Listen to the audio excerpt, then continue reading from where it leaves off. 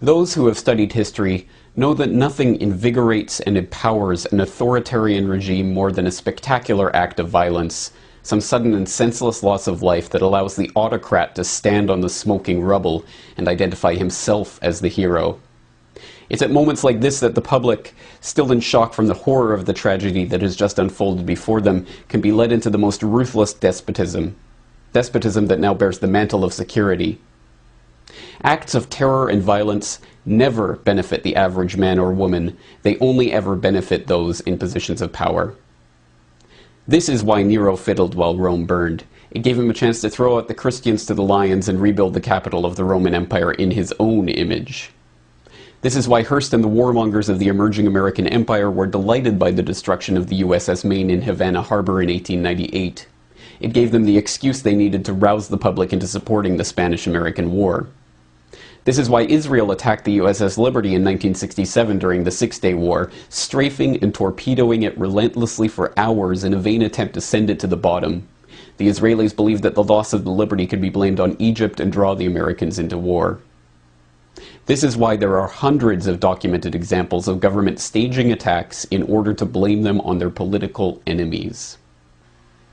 In every civilization, in every culture, in every historical period, authoritarians have known that spectacular acts of violence help to further consolidate their own power and control. And sadly, throughout history, there have been all too many willing to allow attacks to occur, to pretend that attacks have occurred, or even to attack their own population in order to further their political agenda. To think that such staged provocations and false flag attacks no longer occur would be as unrealistic as believing that human nature itself has changed, that powerful people no longer seek to increase their power, that influence is never used for deceit or manipulation, that lies are no longer told to satisfy greed or slake the thirst for control. It is to believe that our society is immune from those things that we have seen in every other society, in every other era. In short, it's a dangerous delusion. The people are once again learning the power of this delusion. They are learning the extent to which they have been lied to. They are once again studying their history. The Russians are learning how the FSB was caught planting bombs in Moscow in 1999 during a terror scare that swept Putin into power and stirred the public into supporting the Second Chechen War. They are learning how their autocratic ex-president came to power campaigning on the graves of those his old FSB cronies had killed. The Israelis are learning how Mossad has been caught time and again posing as the very Muslim terrorists they claim to be opposing. They are learning how Israel uses the specter of terror to further extend their blank check drawn on American funds to expand their police state at home and maintain their hardline stance, the world's sixth largest nuclear superpower supposedly threatened by the possibility that one of their neighbors may one day obtain a single nuclear weapon. The British are learning how their SAS officers were caught dressing up as Arabs in Iraq, driving around with trucks full of munitions, shooting at police to stir up ethnic tensions, and ensure that permanent bases could be built in the region. They are learning how Harun Aswat, the supposed mastermind behind the 7/7 bombings, was working for British intelligence. They are learning how British military intelligence took part in IRA bombings. The Indians are learning how the Mumbai attack was helped by a US agent who is cooperating with investigators so that he won't face questioning by foreign authorities. The Canadians are learning how their own provincial police dressed up as protesters in 2007 and threatened violence against other police in order to force a crackdown on peaceful protests. And the Americans. The Americans are learning that there were multiple bombs found, dismantled, and taken out of the Alfred P. Murrah building on April 19, 1995.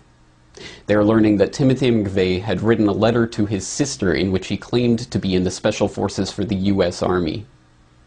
They are learning the bombing was being directed by FBI informants, just as the 1993 World Trade Center bombing was.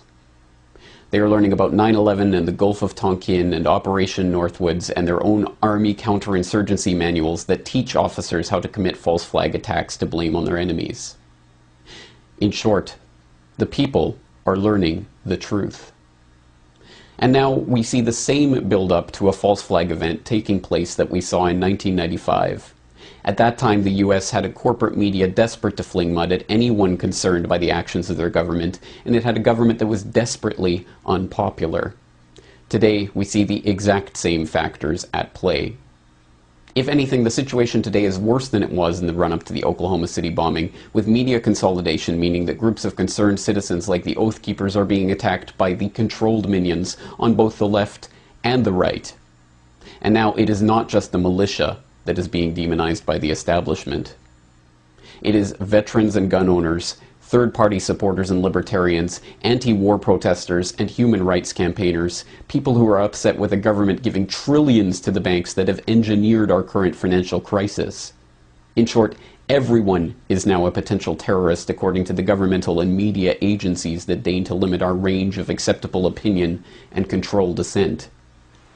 Even the word terrorist means something more than it did back in 1995, now after the false flag attack of 2001 allowed the passage of the Patriot Act, after the boogeyman of C.I.A. gave the NSA the opportunity to announce that they were collecting everyone's emails and everyone's telephone calls, after the former White House press secretary came out and admitted that the Bush administration had made up terror threats in order to scare the people into supporting the government, now we know what the real definition of terrorism is.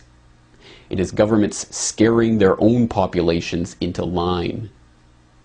But there is something else that's different now from what it was in 1995.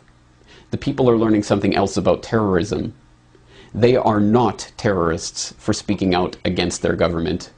They are not terrorists for wanting the government to stop selling their children into servitude to pay bankers their bonuses.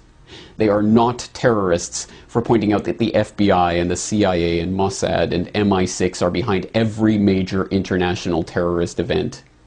The people are not terrorists because they do not want to see more death. They do not want more destruction. The spilling of the blood of their fellow citizens is not in their interests. Death and destruction only ever serve the governmental and financial and industrial interests who always grow in power and wealth in the wake of every tragedy. Time and again, the people pay with their lives, and the governments and the banks and the war machine only grows and prospers. The people do not want terrorism because it does not benefit them. It only benefits the existing power structure. And this time, if there is another staged event to blame on the government's enemy of the day, the people will know who to blame. For the Corbett Report in Western Japan, I am James Corbett.